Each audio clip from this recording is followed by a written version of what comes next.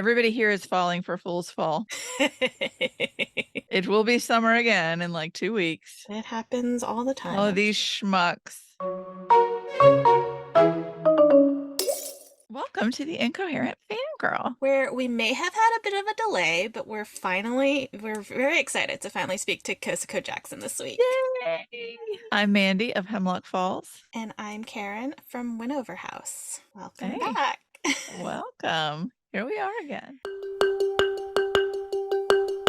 In our timeline, it is September 21st, and in y'all's timeline, it's September 29th. Why do you keep saying these hateful things to me? It's getting to be like feel targeted. It feels targeted. It's very rude. I don't like it.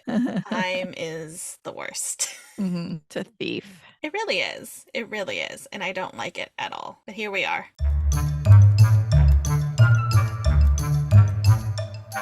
Okay, this week in fangirling, Mandy, what'd you do?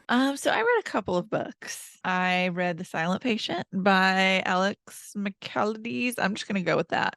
I should have looked it up again, but I forgot until this exact moment. So I want to start with Entertainment Weekly described this book as a mix of Hitchcockian suspense, Agatha Christie plotting, and Greek tragedy. Spot on. Honestly, spot on. I could not have put it better myself. That's a whole mood. It's like, yeah. Ooh, okay. Okay. So we have Alicia Berenson. She's a very, very well-known painter. Okay. And she's living her dream life with her perfect husband, Gabriel, who is an equally well-known fashion photographer. So they're just like little art celebrities, each in their own right. So they live in the perfect house on the perfect street, overlooking this perfect park in London, and life is perfect. Basically, until one day Gabriel comes home late from work and Alicia shoots him in the face 5 times and then never says another word.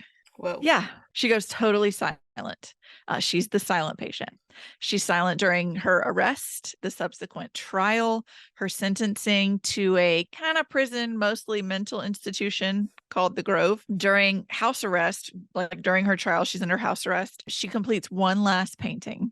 And it's a portrait of herself, and it's got the word Alexis written in the bottom of it, and nobody can figure out what it means. Theo Faber is a pretty renowned criminal psychotherapist who gets the opportunity to work with Alicia. It like falls in his lap and he dives for it. He's like, give me this case. He's known of her for years because, of course, he has criminal psychotherapy is not exactly the widest field. And so the idea of being the therapist who gets to help her through the grief and the rage and learn why she shot her husband, and most importantly, get her to talk. Like, he can't pass this up, right? He's like, I have to. And this book was a whirlwind. There were so many like revelations that just like snap your jaw.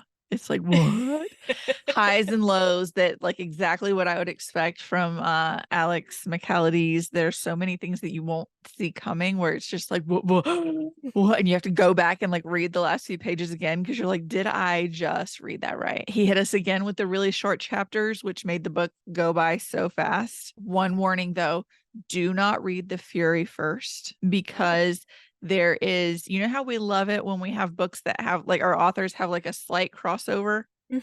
That slight crossover and then immediately going into The Silent Patient spoiled some of it for me. And it sucks because like some of the things that were revealed would have been so much more shocking had I not had this Easter egg in the back of my mind. And I told my mom and she was like, I really was hoping that you wouldn't pick up on that. I really hoped that you just glossed over it. Oh man. My This fault. is why I always read things in publication order, even if they don't seem like they're connected. Yeah. Part of me is just like, something's gonna happen and I'm gonna be mad at myself. Yeah, this one sucked. I didn't know that he did crossovers. I thought they were all like standalones. Usually it's not with like that genre. It's that usually genre. like I romance. didn't expect it because I probably would have looked into it had I thought. I just thought this is a standalone, this is standalone, this is standalone with similar vibes. But yeah, it was so good, and now I have to read The Maidens.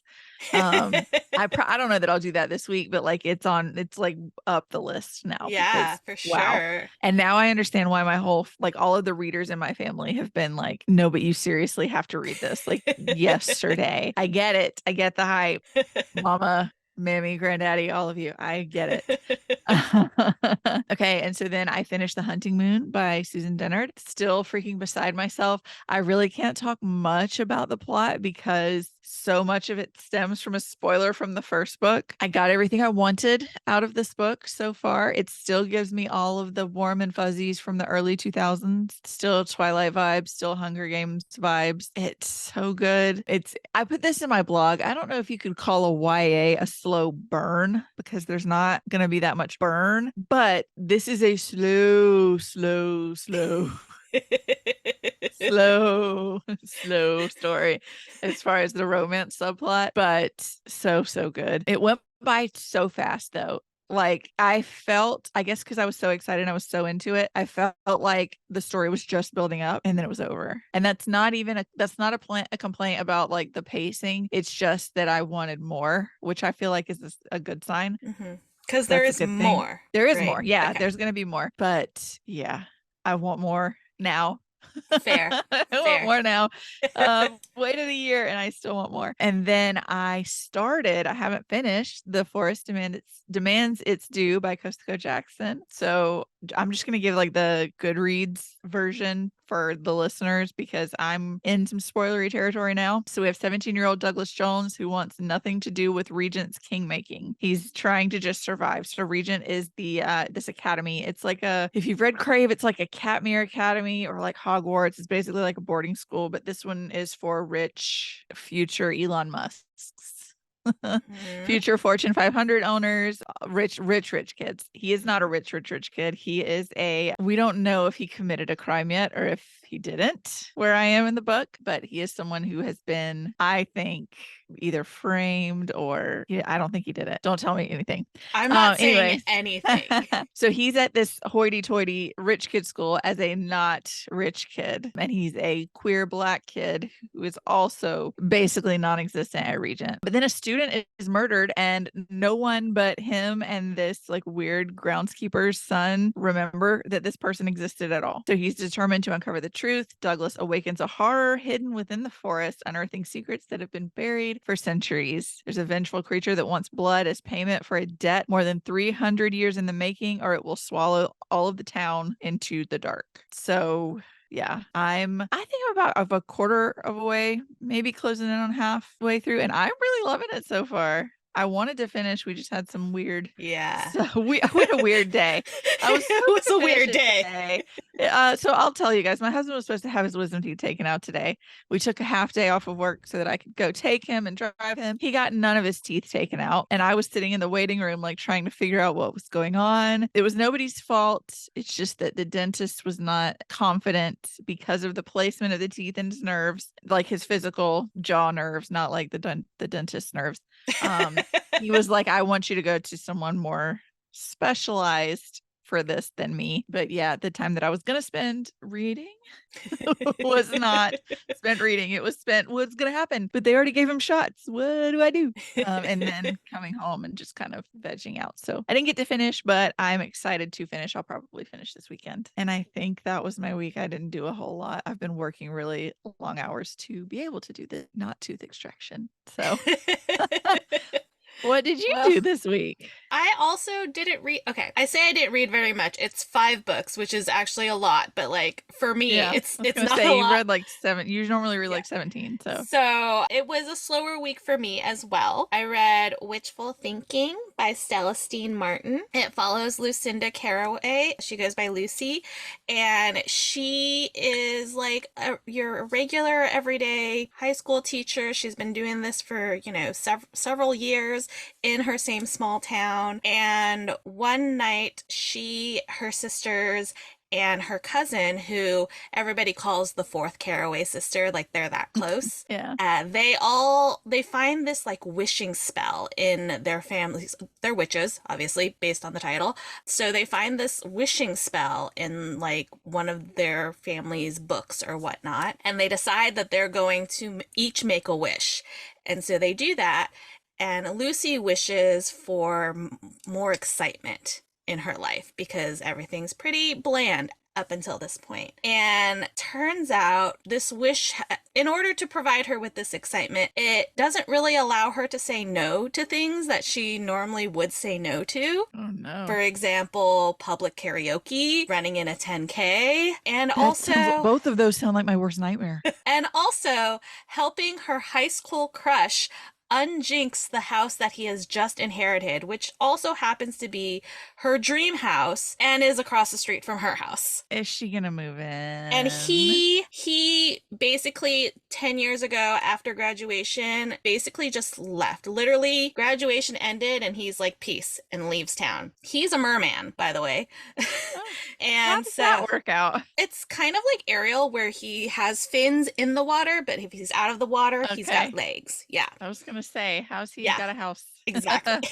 And so mermaids and mermen are very adventurous and they don't stay in one place for very often, for very long.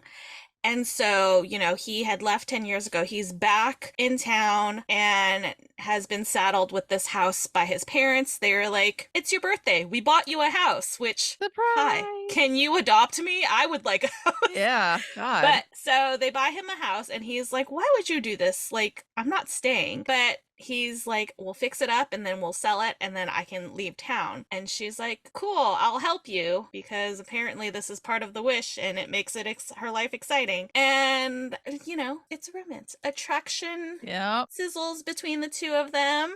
And they What? decide that they can just keep it casual until he finishes with the house and they Yeah, have to, part ways. He sells the house and he leaves and it's normal. fine. Sure Yep. they can. Sure Hmm. they can. Yeah. Totally. Yeah. Just smile and nod at them. Yeah.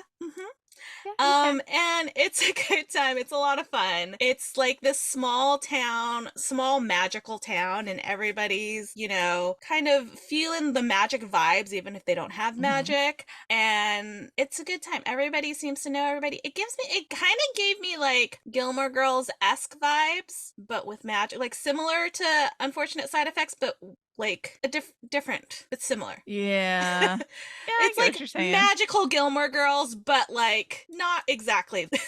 I don't know how to explain it better. Maybe more practical magic. But they are, they all are trying to like this wishing spell that they've done turns out to feel more like they've hexed themselves. And so they're trying Oh to like, no. because I mean, she's being forced to run a 10K and do public karaoke. Like, if that doesn't feel like a hex, I don't know I'm what exhausted does. for her. Yeah. So, yeah, but she discovers things and figures out how to fix the spell or hex or whatever you want to call it. Maybe. But it's a Maybe. good time. And then there is a second book that follows their cousin, which I'm excited to read about. I have an arc of it. It comes out next week, so I'm ready to read that. Yeah. It's a fun time. And it's like it's a black romance and I'm just like I somehow don't read enough of that. And so I'm really excited about Yeah. like how good this was. It was a good time. So that's that. I finished A Study in Drowning by Ava Reed, which So I good. don't need to get into because you've talked about it 2 weeks in a row Oh, now.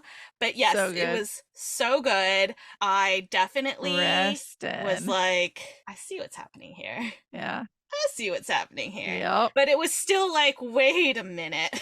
Yeah. What? But it was a good time. I love the way that Ava writes. Like Yeah. They're insane. they're amazing. I loved it. Loved it. So finished that. I read Something in the Air like the heir to a throne, Yeah. by Suzanne Enoch, which follows Emmeline and Will Pershing. They have been married for 8 years, but it's always been more like a business arrangement. Like they've been friends, but like they haven't been like a married couple, if Yeah. you know what I mean. Oh my God. And this happened because when she came out for the season, her parents decided that they were done living at Winover House and they needed to move to Bath for her father's health, which means that Winover House is now up for somebody to move into.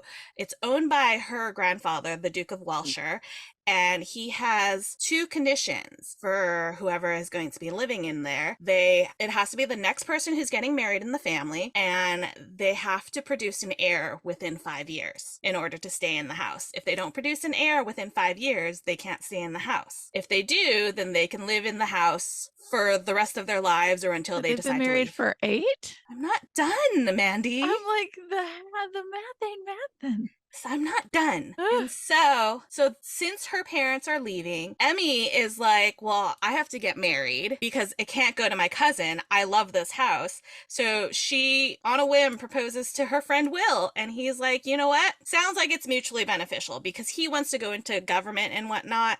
And she's like good with like social calendars and can like get in front of the right people to help move things along for him on the outside. You know what I mean? Yeah. You know, the men are not always the one in power.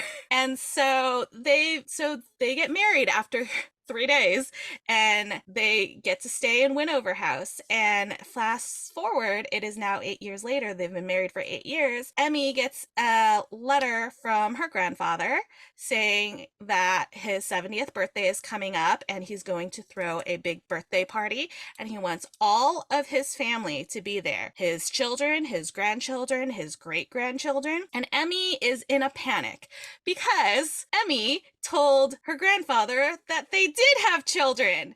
And she was like, well, he doesn't leave his home. Oh, He'll no. never know. So not only do they have a child, they have two children, a boy age 7 and a girl age 5. And so now it's time. No. She's got to tell Will what she did, and they've got to prepare to leave Winover House because he's going to kick him out once he finds out. But then they have dinner with, I don't want to say friends, but like acquaintances who have two children, and Emmy has an idea. Maybe, Emmy, I'm scared for you. Maybe we can borrow the children. And Will and that dinner goes disastrously, obviously, because she did not think it out before she blurted it out. She also didn't talk to Will about her plan before blurting it out. Girl. So that didn't go well. But after they leave, the dinner is over, she and Will sit down and he's like, you know what? That's actually not a bad idea. We can go to an orphanage and get some kids to borrow. You guys are terrible people. So they go to an orphanage to borrow some children. I hope their grandfather kicks them out. This is terrible. Wait,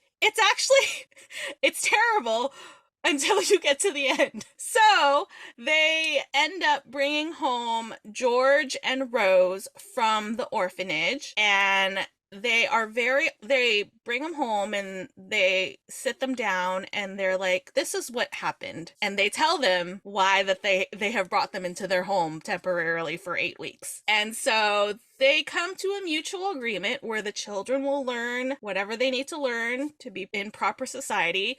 And in exchange, the Pershings will find them a good home to go to after their 8 weeks is up. They don't have to go back to the orphanage. And they're like, okay, this is mutually beneficial. We'll do this. But 8 weeks is a long time, and we know what happens in romances, but also like living with little kids. I mean, it's like fake dating, but fake parenting. Yeah. So start to care. You know what happens. I think it's clear what happens. Yeah. And it actually, the ending, it's actually really cute the way it ends, and I enjoyed it. It's weird. It's funny because like Will was like in love with Emmy when she proposed, but she was just like, he's just a friend. And they tried to have kids, but then the doctor was like, well, after 7 months, if you haven't gotten pregnant, you're not going to, basically telling her she's infertile. And I'm like, okay, that's not true. That's a lie. That's gross. And so she was like, well, sorry, we can't have kids. And they just left it at that and have been platonically living together in separate bedchambers for 8 years. But now, spending time with the children and spending more time with each other, they realize maybe they wasted 8 years. Maybe they wasted 8 years. Oh my gosh. It's a little bonkers because what? You're going to take children, absolutely crazy. Children out of an orphanage and give them this hope that you're like taking them only to we just want to borrow you. we're just borrowing you for 8 weeks. Like, Yeah, what? we're just gonna use you real quick. But it's actually, karma works really quickly because these children, they are little thieves. And it's great. It's cute because at one point, like, obviously they start noticing things go missing and they're like, that's interesting. And all the servants in the household, they have a meeting and they're like, listen, we know where this stuff is going. We're just going to steal it back from the kids and put it back because we don't want to break the Pershing's heart because they've gotten attached to these children, and the children, well, it's a game. It ends up being a game. The kids steal something and then the servants steal it back and it just keeps going and it's hilarious Oh my and God. a good I time. love that. It's such a good time. I really enjoy, and It these seems children, like it they're seems like, fun. yeah, it's fun. Like you hear the beginning of it and you're like, oh crap, this is ugh. Yeah. Oh But God, what have we gotten in? it's quite fun. I really enjoyed it. Okay. So Interesting. I would recommend it. I read The Forest Demands Its Due by Kosako Jackson. So good. I got to like halfway through and it like started to slow down a little bit and then action came back and I was like, oh my God, I can't stop reading this. Yeah. And I had no idea what was gonna happen. Like at no point Yeah, did I I don't think know where at no point did I think I knew what was gonna happen. I don't know where it's going. It's giving me Riverdale Gargoyle King vibes I don't know a what that lot. means, but I believe you. Yeah. But yeah, at no point did I know what was going to happen. Did I suspect what was going to happen other than the obvious like romance? But yeah, at no point did I know what was going to happen. And Yeah, it's he's good. describing somebody a little bit too in detail where you're like, "Hold on. Okay. Okay." Right? It's so funny too. Like Yeah. it's so obvious as the reader, Yeah. but clearly he's like trying to lie to himself. It's Mm, so good. I loved it. Yeah, it was good. It's definitely gets a little gruesome at parts, yeah. but it I'm trying to just works. gloss over that part Yeah. because 'cause I'm squeamish girly. There are definitely some parts, especially I think in like the later part of it, that really gets a little bit gruesome. And like you maybe if you're squeamish, read a little bit faster. As long as there's not any dogs, right? You would have told me There's no dogs. There's no any dogs dogs. got hurt. Okay. No, no dogs get hurt. I will say though, this is unrelated. I mean, it's related but unrelated. I saw something on I think Instagram. It was like an author posting about like a new book that Uh-huh. I can't even remember what it was, but they were announcing a new book and they listed content warnings and they're like death of an animal parentheses deer, like they listed out. So That's what we need. right, I because don't like care if the deer dies. I just need to know if it's the dog. You can so, kill the cat. It's fine. so it's Not like the dog. I feel like either this author has had somebody like you be like, is it a dog? Please, is it a or dog? I can't keep going. they're like you. Or they're a dog person, yeah. Yeah, and so like I feel like they've just had that happen enough where they're like, I need to specify what I've gotta animal. tell them it's Yeah. just a deer. So You I was see like these on the side of the road. I Fine. thought that was pretty cool. Yeah, that's awesome. So that's that. And then I finished reading Book of Queens by Pardis Madafi. I think that's how you say it. I'm sorry. They have a specific accent and I can't get it right because I don't make those sounds. I'm sorry. Yeah. But it is nonfiction. It is about some Iranian women who basically, the way that it's written feels like story time. Like you're sitting down with somebody who's like, let me tell you the story of my family. And you're just sitting Mhm. there and it goes through like different POVs and different time periods, but in chronological order. And you see how these people come together. And so it focuses around these horses that are native to like the Caspian Sea area. And they're like smaller than regular horses, but stronger. And these Iranian women train them and raised them and bred them and taught like Green Berets how to use them in the fight against like the Taliban. And Mhm. they talk about there's like a group of women warriors on horseback who were living like in the caves of Afghanistan and came out and would fight. Like if the Taliban came by, they would like take them out. Gosh. And we've never heard anything about these women, you No. know? when we're talking about going in and fighting the war on terror and all of that, you never hear about these women. And so it was really really cool to see this like story that we've never heard of. Yeah, I've And never heard of them. the author is the granddaughter of one of like the first women who started training these horses. And there are parts of it that can be triggering because of, you know, the location and the times and the sexism and all of that. Hmm. Men are, you know, the ones, they control, you know, their wives Everything. and they can Right. do Yeah. whatever they want and all of this. And I really loved, they taught, there's a story about this warrior woman named Gorda Farid that they tell, and she was basically, I can't remember if it was like a true story or if it was like one of their myths, but somebody tried and come and like conquer like a castle, and she was like, that's not happening, puts on a helmet, hides her hair, and goes out and basically defeats this guy and like makes a fool out of him I and love is her. like the original woman warrior, you know? Yeah. And so Miriam, who is the author's grandmother, is like, that's who I am. That's who we are. Yeah. We're We're born from from her. her. We are warrior women. And you know, and it's like really cool to see this story that like literally never heard of, Mm, never in a million years would have heard of if she had not written it and did the research into her own family and learned about this. So it was really cool. I really enjoyed it. And it was, like I said, it was written in a way where it felt like you were just sitting down for story time. right. Like What's it called? it's Book of Queens. Yeah, it's really good and I really enjoyed it. And it never once felt like there were times where I was like, this is nonfiction. Like these That's things crazy. happened. Like it felt like such an epic story, Hmm. but it's like real life. Like these Yeah. things happened. So I really liked it. I listened to the audiobook and it's narrated. There's multiple narrators and they all do such a good job. And I loved every minute of it and I highly recommend it. Good. Very And nice. that was my week. I'm currently reading, it's I think it's a middle grade book called Made for It. Made like a housemaid Hmm. by Jamie Sumner, and it follows a young girl whose mother had a pain pill addiction. It Hmm. has been sober for quite some time, but she's just gotten into a really bad car accident, and so Oh no.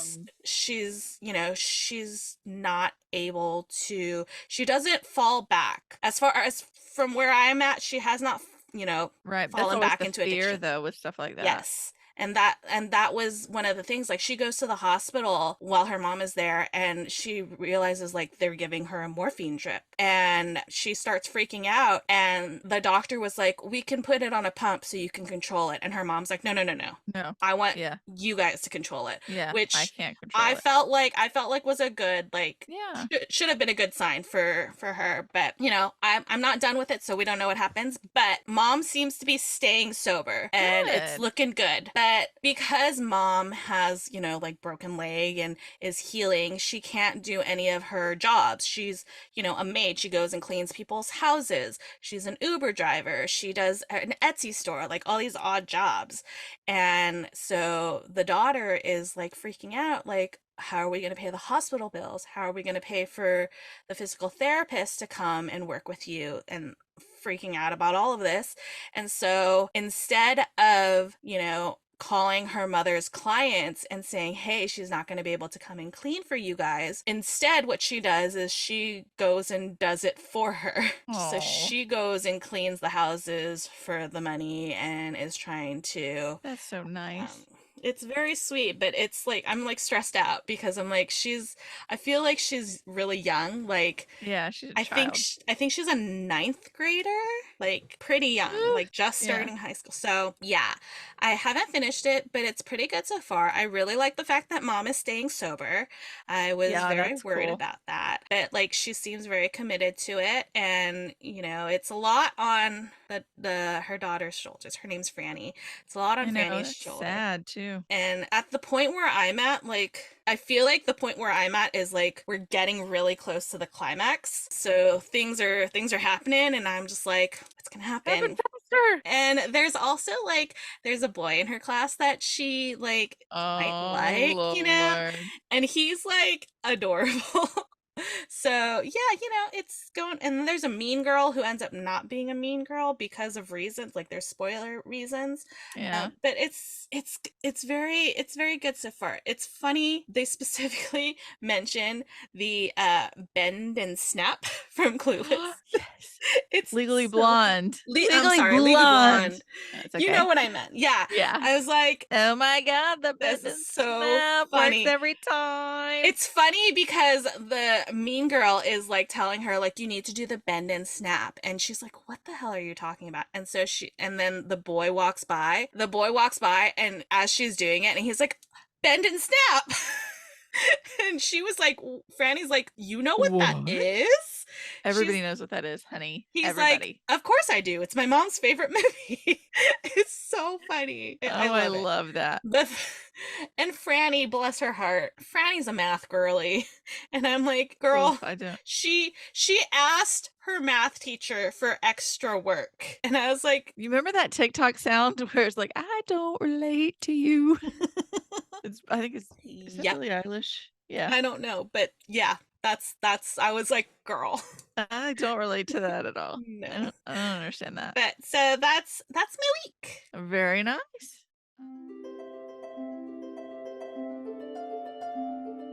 Do you have a fictional boyfriend this week? I do.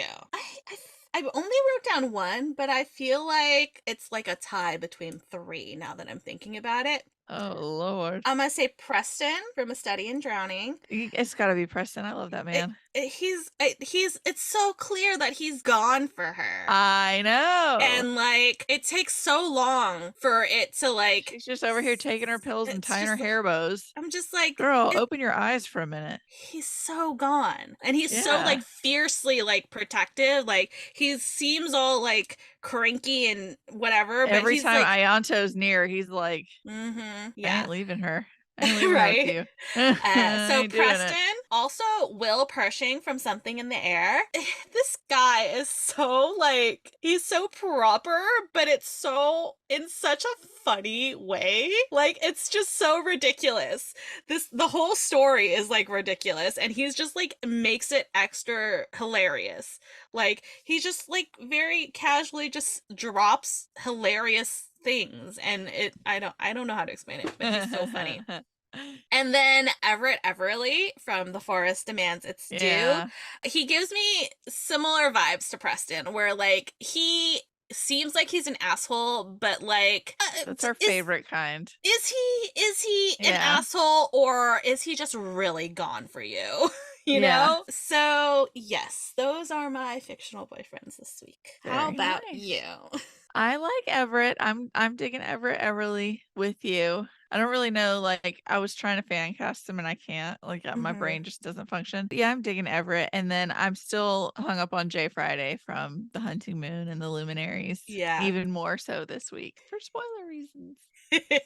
Well, I would hope so, because if Yeah. you didn't say him again, I would be worried. Yeah, like what happened? What happened No, I still love between him. now and last week? So, yay. yay.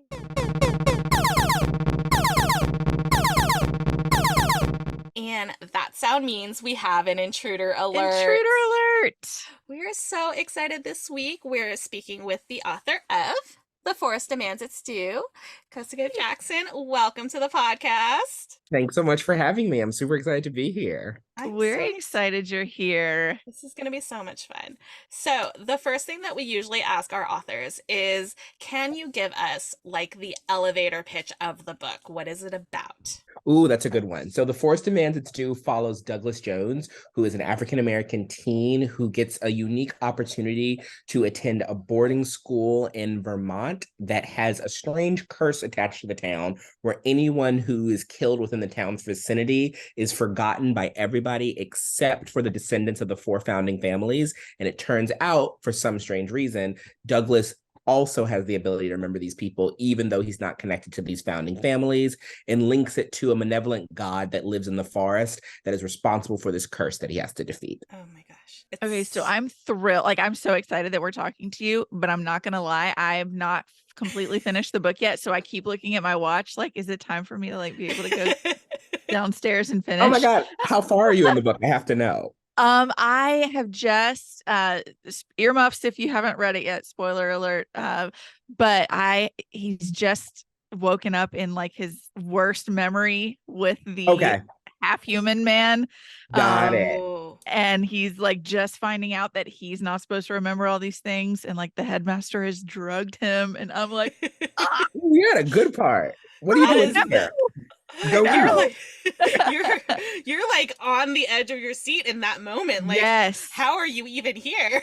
I don't know. I keep looking at my Kindle and I'm like, I promise I'm coming back. I'll be back soon. I'm so excited. I finished reading earlier today, and at no point did I know or have any suspicion as to what was going to happen. Like, kudos. Oh, no, you Because- did my Yeah. job. Oh my gosh. It was Yes, so you good. are. It was amazing. That's what every writer loves to hear. So thank you. Yay. So, is this your first foray into horror? I know you've got several books, but is this the first horror book? It is. It's my first horror book. I've always been a fan of horror. I saw, what was that movie? The Exorcist. Far too young. I was. Oh God, It led to me sleeping in my parents' bed till I was about 8.5. I don't blame you. Yeah, Terrified fair. me. Comes down those stairs on her back. Mm-mm. It was the head turning and the vomiting for me. Yep. And also when she, in the very beginning, when she's like, your mom sucks cock in hell. Terrified. Yes. Terrified. No. Oh my Which god. is funny enough, not in every version. That's like in the extended version. It was taken out of the original movie because it was deemed Ugh. scary. So if you saw that, you felt like an extended, like X-rated version, which is what I Yeah. saw. Yeah, as a child. course. Good Right. times. Fucked up as a child, yes.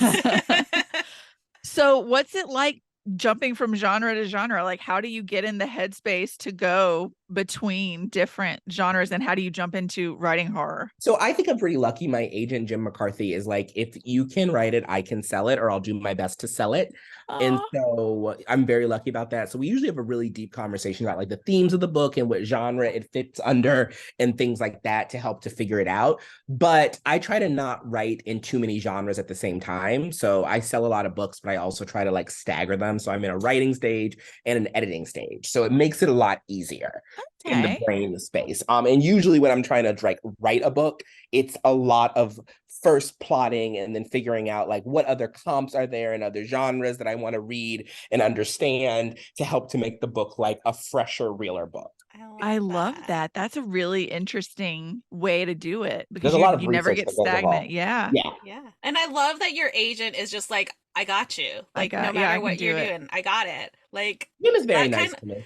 that level of support, like, I can imagine it means so much, especially does. to an author. And like, publishing is so hard in general. And to have somebody on your side like that sounds like it would be the biggest blessing. Why we do it, nobody knows. I do have to tell you, we have been kind of teasing this week on Instagram that we were talking to you, but we haven't said it outright. We've like, Karin has like really zoomed in on the cover, and someone guessed it. A friend of ours guessed it, and she's so excited. She's like, I Oh. can't believe this. Yes. She's like, there's no way. So yeah, she's pumped for next week. So surprise, Amber. I Get love it. that. Well, Amber, hello. Yeah. And I hope you enjoy this episode. Yeah. Oh my gosh. That Okay, is so so where did this story come from? Like, this idea of just the whole idea of like dying and then having literally nobody remember you ever existed is That's the most horrifying. terrifying thing I That's- can think yeah. of. Where did this come from, and who hurt you? Yeah. Funny enough, this started as a werewolf book in the very, very beginning, which is very, very Oh. different. So this is not like a spoiler-y scene, but in the very beginning of the book, around like maybe page 30, when Douglas first wakes up in the forest, that was a very different scene where Everett, the groundskeeper's son, who is also his love interest, comes to come and save him from this creature that is attacking him. And I came up with that scene first. It was like the starting scene of the whole book where he, and it's been about 3 years, I think, since I came up with this, basically tells him, no matter what you hear, close your eyes and don't open them. And then Everett starts howling, and his sister hears in the distance and comes running as a werewolf to come and defend them. That was like the original What? scene of the book. And then it just got super complicated. Like there was a sister school that was all girls, and Regent Academy was originally all boys. And I was pitching it to my agent, and I took like 10 minutes to explain it. And he was like, if it takes you 10 minutes to explain a book, it is too complicated. That's fair. That's fair. That's good And advice. so he was like, what are the salient points that like we need to know? What is the most important? What are the most interesting things? And the theme of like sexism and racism inside like academia, how Black bodies and marginalized people are used throughout history were the most important themes. So we kind of like took the bare bones and put it down to that, and then added like a really cool speculative element to it. Yeah, I love that. Look, like Karen said, it's terrifying, but like it got to when a mother didn't know that their child had ever existed. I'm not even a mom. I'm just an aunt, but I was like hollow inside. Like I felt it in my gut. I was just like, she doesn't even know she had a child.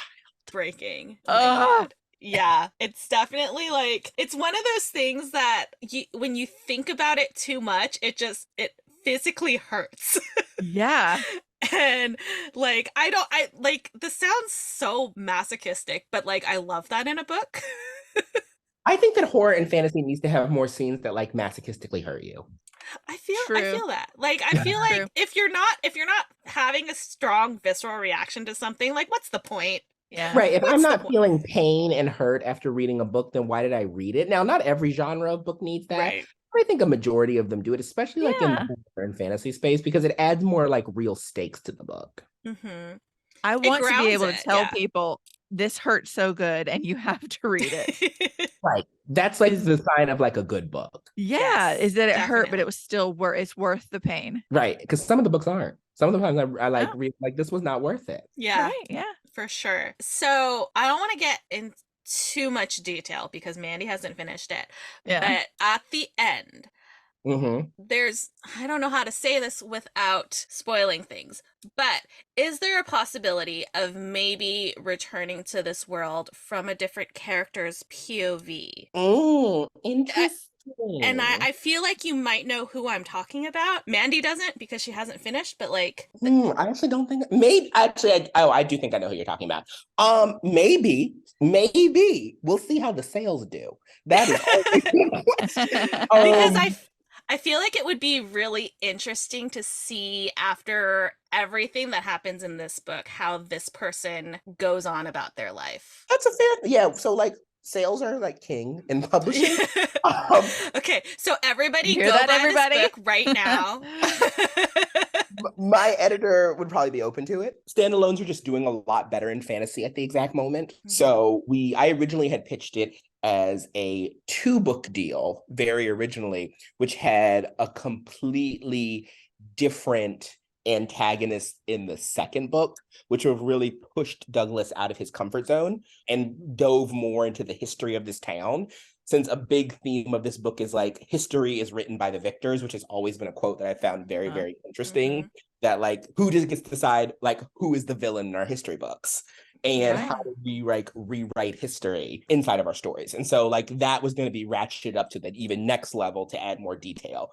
But I mean, we'll see what happens. We'll see how the money comes out. Yeah, for sure. I love that. Speaking of quotes, I do like the first thing that because I make notes when I'm reading books, especially when I'm going to review and write a blog about. You started this book with a quote from Hadestown, and that's everything I needed to know that I was going to love this book. Like my husband and I saw it earlier this year, and I just cried and cried. It was so good. And so I was like, listen, if we're starting with Hadestown, we're starting strong. Did you notice that there's a typo in that epitaph? No. Is there? Okay, so I have been stressing over that. There is a typo in it. And No. now the whole world's gonna know. But the reprise doesn't have, it's an old song from way back then. It's an old song, and we're gonna sing it again. There's an additional "and again" at the end of that sentence that somehow got like copy and pasted wrong in the edit. Oh, No one else has noticed this. It has been stressing me out. I'm like, it's wrong. The Hadestown fans are gonna. Well, I'm a Hadestown fan, and I did not know. So Well, no, I owe my editor $5 now because she was like, "I promise you, Kosoko, no one's gonna notice." And I was like, "No, the boy's on the first page, Karin." Oh my gosh, that's exactly the kind of reaction that I would have. If it was me, I would be in your exact same position. I'd be like, "Oh my god." I'd be up all night like hives. I'd be like crying. Like, Everybody's gonna know it. Can we fix it? Is it too late to fix it? It's Right. so Listen, relatable. let me glad help you you love feel it. better. I don't want to say the author because it's not their fault, but there is a book that I've read recently that had a non-binary character.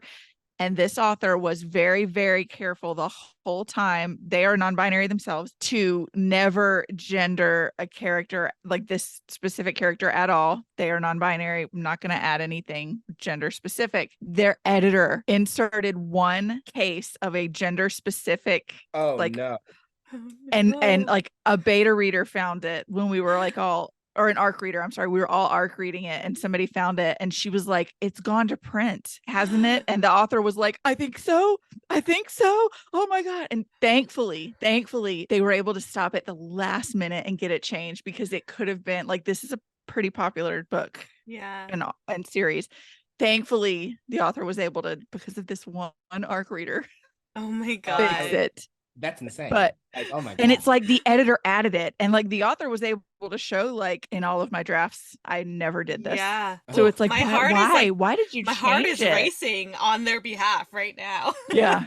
So listen, I understand your anxiety over a typo, but it's not bad. They'll fix it before it goes to print. Which is funny because it's not fixed before it went to print. But No. it's in the reprint. It's already been fixed for the reprint, but I got my final copies about a week ago, and I flipped to that page and I said, "It's still here."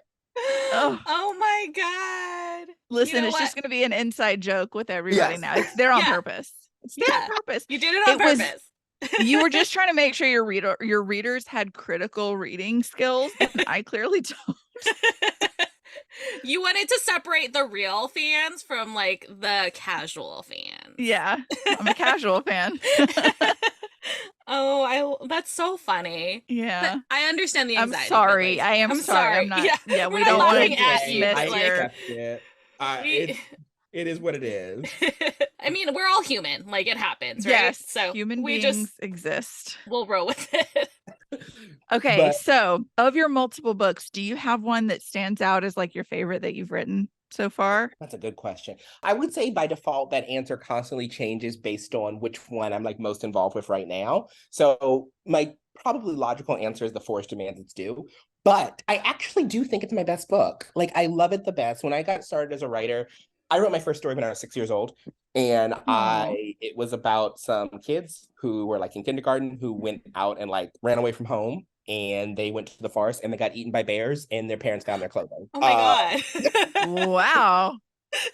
But I've always loved fantasy and science fiction. I've always wanted to be a fantasy author, but fantasy is very oversaturated. Like, there's a lot of fantasy books, so it's hard to break out. And so I was like, there's other things you want to write. You can like still write books, and eventually you'll find your way there. And I did, but I've always wanted to write fantasy. I love horror. To be able to, I consider myself what I like colloquially call like a social justice writer. All of my books have a social justice theme to them as like a secondary theme. And I think Forest really embodies a lot of themes I've dealt with in like academia, as being queer and Black, that still has a propulsive story. So it's definitely my favorite. I think it's very funny because a reviewer was like, Forest is a good book, but it's not Kosoko's strongest book. And I was like, which book is stronger? I cannot ask, but I Point need it to to know me. because I put my soul in this book. So which one is stronger? Thank Yeah. you for loving Point my it book. out. Show me. Show Which me. one? That's very cool. I love that. But Yeah, I'm so glad that are that's the you one. are you working on anything right now? And can you give us any kind of like sneak peek into what that is, if so? I can't give you a sneak peek because as this episode is being airing, I just finished a lunch with my editor. So I just sent her an idea today. But Ooh. I'm gonna Oh, probably say and put into the universe, if you are the fan of The Last of Us, religious themes, and dark magic, if this book gets bought, then you'll love it. we're Sold. manifestors here, so Yeah. it will get bought. We're going to tell the universe now it will be bought, and the world will read that. It has to be bought because I want it right now. Yes, it's not in my inbox yet, and Yeah, I don't know like what I did to deserve that. my inbox is suspiciously empty. Right. What happened?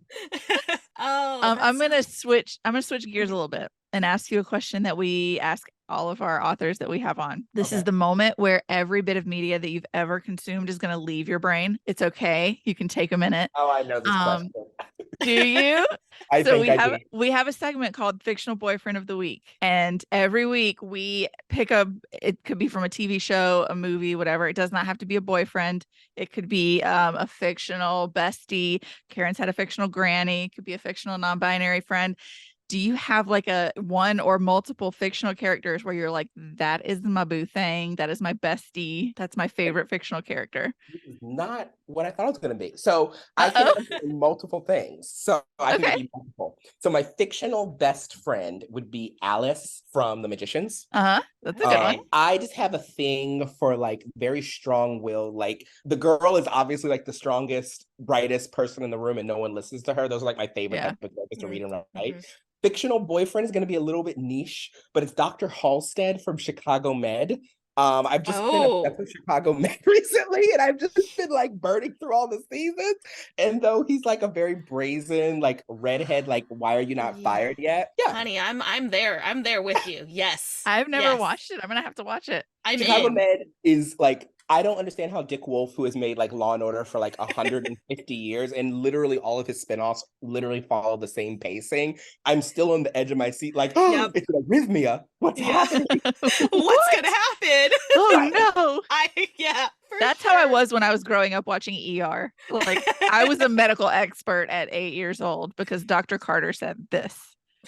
Or Dr. Carter said that. And it's like, I just know. I know what I'm doing. So okay, I have to know now, what was the question you thought we were asking? Oh, what fictional piece of entertainment are you enjoying right now, and could you recommend? Because that question. Okay, well, that is That's that an is our other excellent question. question. Yeah, Yeah. Oh what are my you reading or God, what are why you did I do consuming? this to myself? Like, it's the It's question literally already in the notes. So Yeah, that's our all next right. question.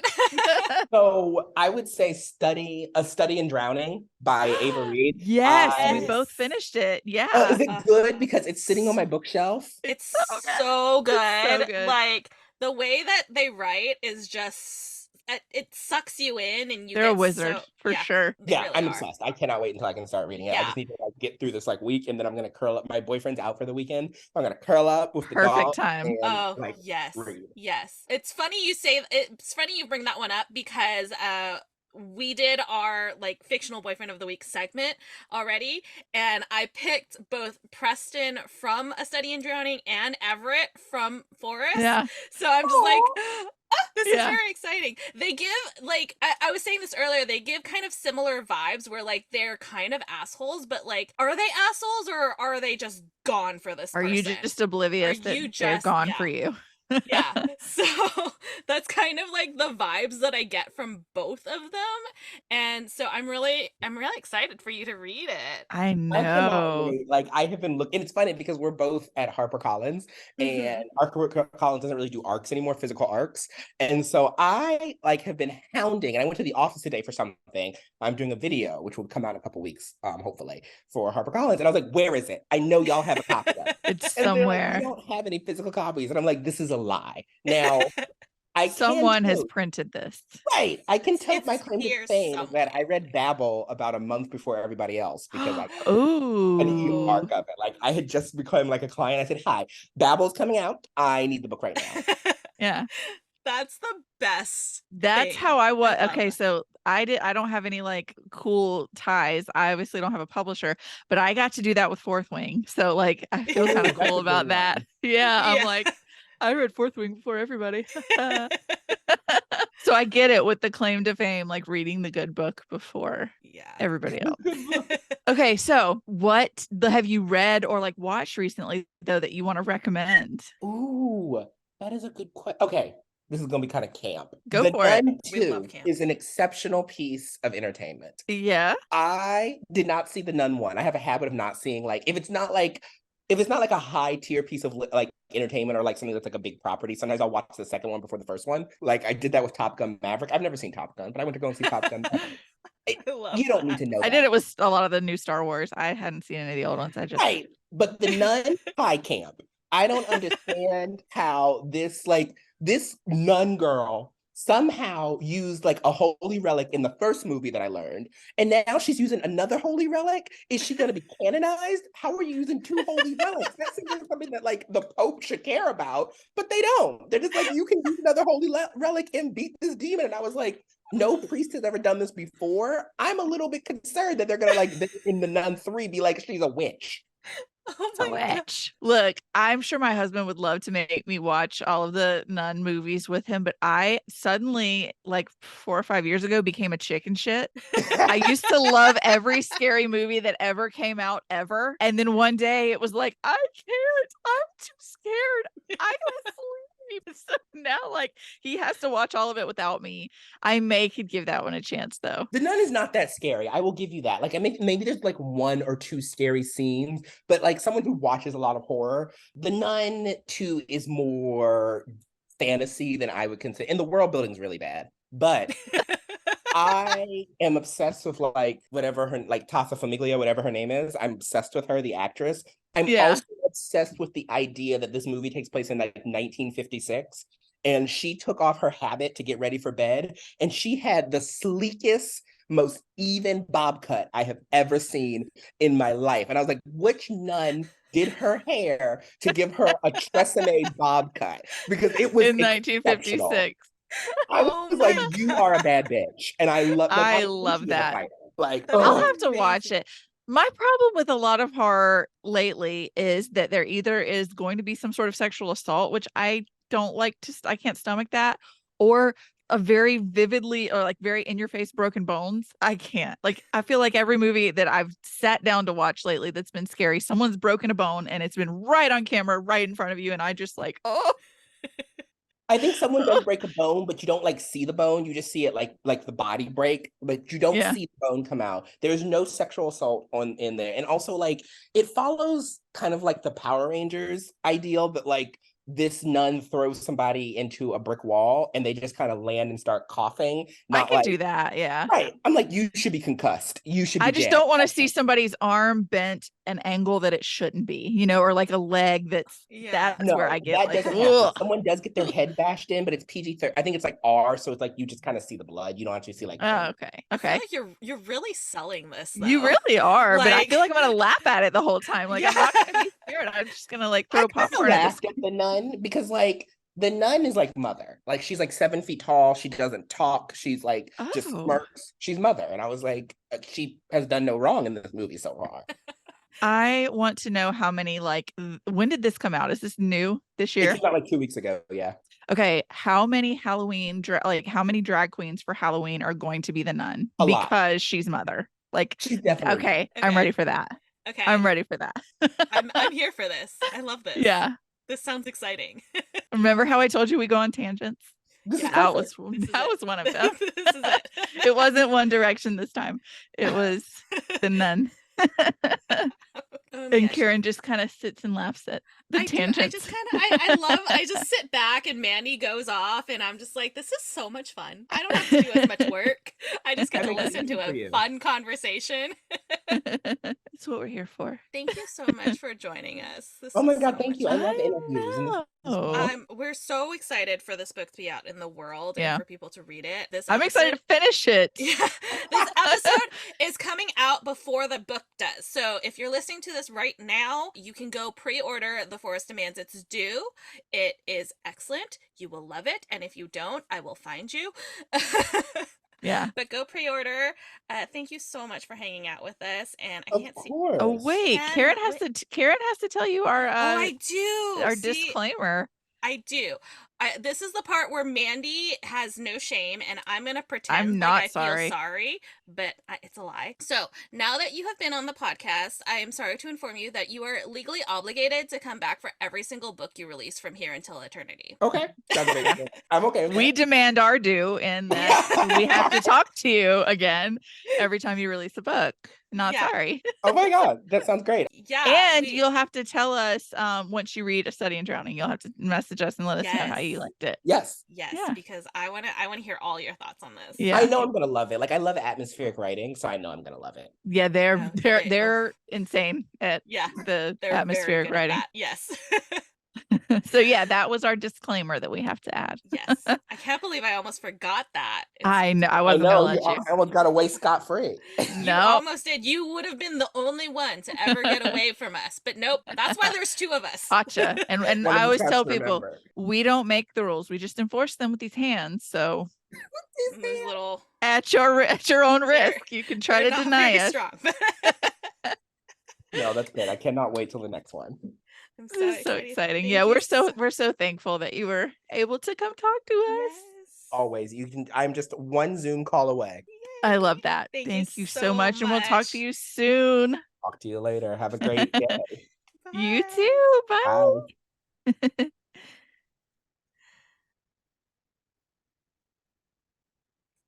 Am I supposed to leave? Yeah.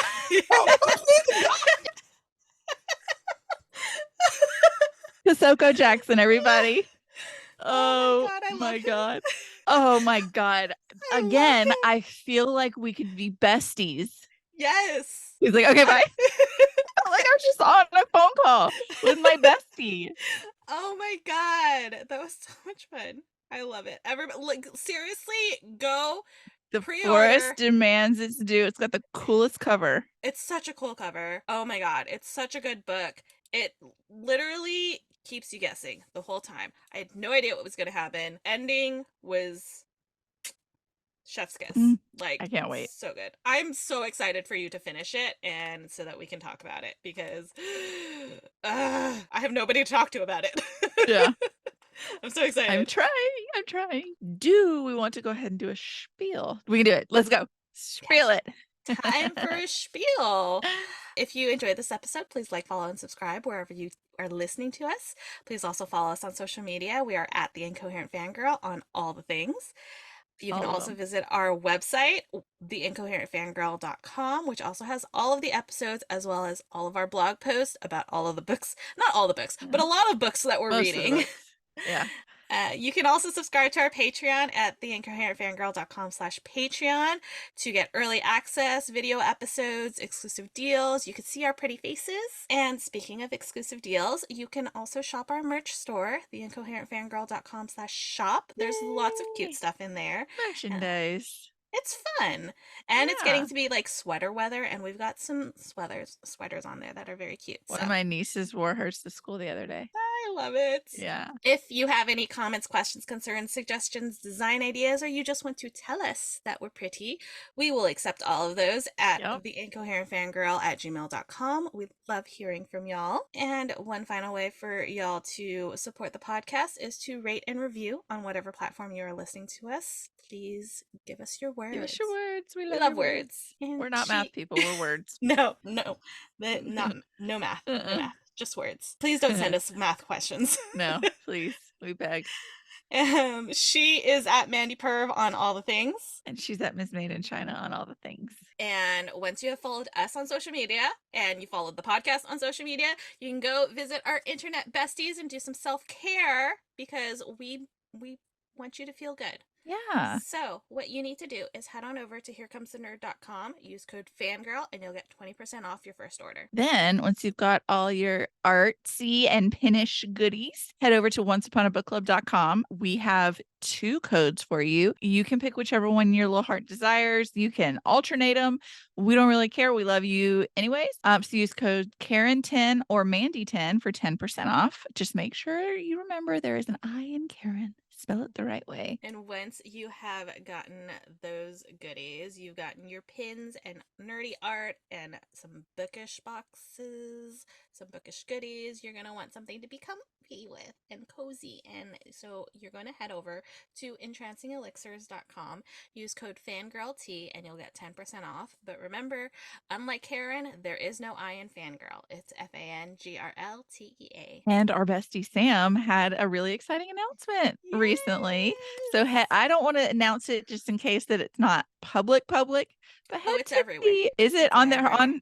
She's pregnant. It's everywhere. She posted Sam. everywhere. Congratulations, Sam. I knew it was in the T group, It's but I didn't know if it was Instagram. on her Facebook. Okay. Congratulations, it's on Instagram, it's on her Sam. Facebook, it's everywhere. We're so happy This for is so you. excited. So I had to throw that in there. We're gonna have a new A little baby bestie. Baby. A little tea baby. So then after you go shop Entrancing Elixirs to congratulate Sam, you're going to need something to read. And what better thing to read than The Fire and Starlight Saga by Amber D. Lewis? I will never shut up about this series, nor should I. So head to amberdlewis.com, use code FANGIRL10, and you'll get 10% off of your entire purchase. That was very lyrical, very song-like. I don't know what happened because yeah. Soko got me happy. Yeah. All right. Well, once you've finished visiting our besties, you might as well go and support the show husband, even though sometimes he's a bit slanderous. We still love him. I guess I'll support the show husband. Patreon can see the show husband. He's been sitting here silently playing his video game this whole time. I love that so much. He's not normally up here, but this week he was. Okay. So we have Searchers and we have the Paranormal Mind. They are the same entity. You'll head to searchersbelieve.com where you can learn about them, future events that are coming up, buy some merch, and use code FANGIRL10 to get 10% off. We're working on some new merch designs this weekend. So hopefully we'll have some more stuff to add to their website soon. I think we're bringing hoodies back. Perfect for the spooky season. Yes, they were a hit last year. I don't think we got enough last year, so we're moving back into hoodie season with Searchers.